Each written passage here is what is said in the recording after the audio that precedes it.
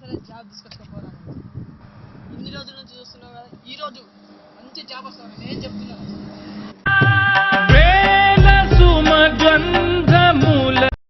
విడు ఆరడుగుల బుల్ ఏమైందిరా జాబ్ కోసం వెళ్ళావు కానీ ఏమైంది? దానికి 10th క్లాస్ మేము కావాలగా మామ. అంటే ఇచ్చేయచ్చు కదరా. 10th క్లాస్ పాస్ కావాలగా మామ. పాస్ కాలే.